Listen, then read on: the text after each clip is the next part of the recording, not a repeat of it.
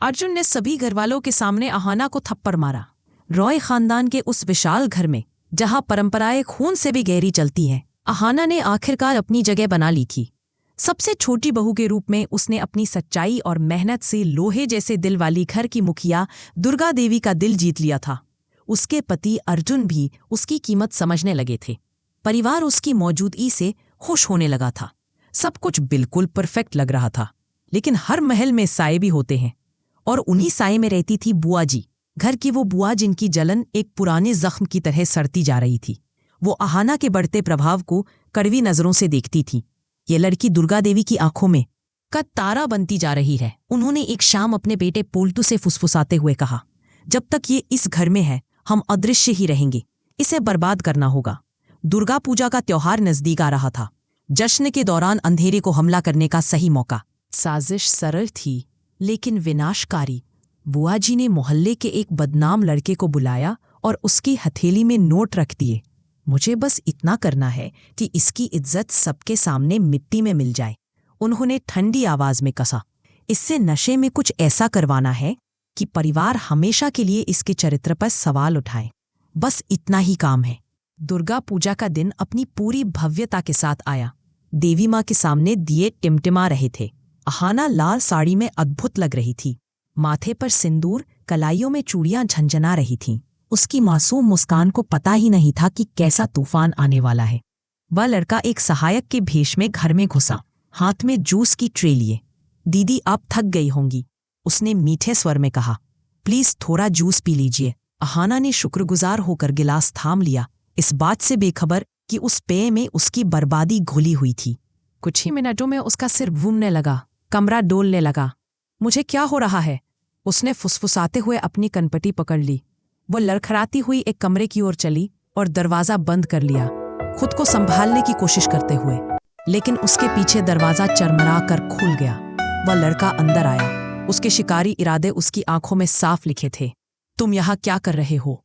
अहाना की आवाज डर से कांप रही थी। बाहर निकलो। वह हंसा। इतना क्यों डर रही हो दीदी?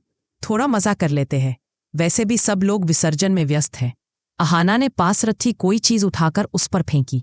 अभी निकलो वरना मैं चिल्ला दूंगी। लेकिन उसकी आंखों के सामने धुंधलापन छा रहा था। उसका शरीर भारी हो रहा था। जैसे ही वह गिरी वह पास आया, लेकिन अचानक कॉरिडोर में किसी के कदमों की आहट आई। घबराकर वह भाग गया। कुछ ही क्षण बाद दुर्गा देवी वहां से गुजरी और आधे खुले दरवाजे को देखकर अंदर झांका। जो दृश्य देखा उससे उनकी चीख निकल गई। अहाना जमीन पर बेहोश पड़ी थी। उसके माथे से खून बह रहा था। उसकी हालत साफ बिगड़ी हुई थी। हे माँ दुर्गा, मुखिया चिल्लाई। वो अहाना की ओर दौड़ी, उसके चेहरे पर पानी के छींटे मारे। बेटी आंखें खोलो। जैसे ही अहाना धीरे धीरे होश में आई, उसने समझाने की कोशिश की। माँ, वहां एक आदमी था, लेकिन वह पूरा कर पाती इससे पहले पूरा परिवार वहां इकट्ठा हो गया। बुआ जी नकली चिंता का मुखौटा लगाए पहुंची। हे भगवान, हमारी बहू को क्या हो गया? लेकिन उनके शब्दों में जहर खुला था। अर्जुन की आवाज कमरे में तलवार की तरह कटी। वो आदमी कौन था? और तुम नशे में क्यों हो अहाना? किसी ने जूस में कुछ मिलाया था। अहाना सिसकी। मैंने तो। बुआ जी ने तीखेपन से बीच में काटा। बहाने बनाना बंद करो। सबने देखा है तुम्हें उस मोहल्ले के लड़के से बातें करते हुए। हम सबने देखा है।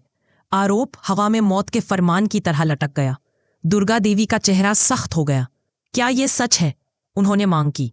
नहीं माँ, मैंने कोई गलती नहीं की। प्लीज मुझ पर यकीन कीजिए। अहाना के आंसू बह रहे थे, लेकिन संदेह के बीज बो दिए गए थे। दुर्गा देवी की आवाज बर्फ की तरह ठंडी हो गई। बस, आज के बाद इस घर में तुम्हारी कोई जगह नहीं है। अर्जुन ने अपना फैसला जोड़ा। माँ सही कह रही है, मैं ऐसी औरत के साथ नहीं रह सकता। अहाना के पैरों तले से जमीन खिसक गई। उसका दिल अनगिनत टुकड़ों में बिखर गया। बिना एक और शब्द बोले वो अपने कमरे में गई, अपना सामान पैक किया और घर से बाहर निकल गई, आंसू चेहरे पर बहते हुए, अपने टूटे सपने लिए। खिड़की से बुआ जी ने उसे जाते देखा और विजयी मुस्कान बिखेरी। अहाना की कहानी यहीं खत्म हुई, उन्होंने सोचा। लेकिन वो गलत थी। ये कहानी खत्म नहीं हो रही थी, ये तो बस शुरू हो रही थी। अहाना ने वह रात मंदिर के बाहर बिताई, आसमान को घूरते हुए। लेकिन उसकी आंखों में अब आंसू नहीं थे, सिर्फ आग थी।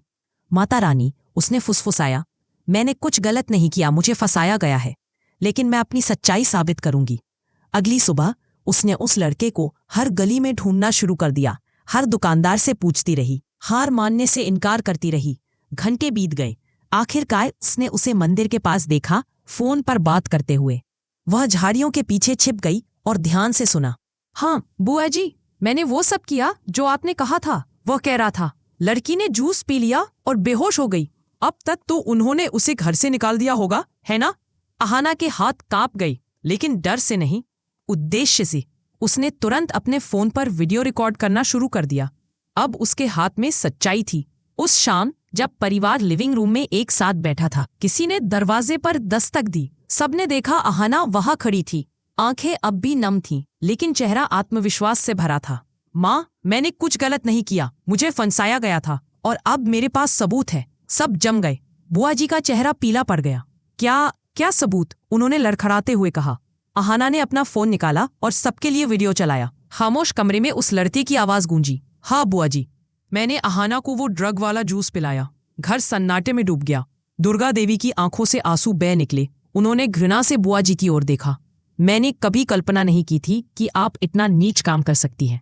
बुआ जी घुटनों के बल गिर गईं, हाथ जोड़कर। भाभी जी प्लीज माफ कर दीजिए। सच्चाई आखिरकार साये से बाहर आ गई थी। मासूमियत को अपनी आवाज मिल गई थी।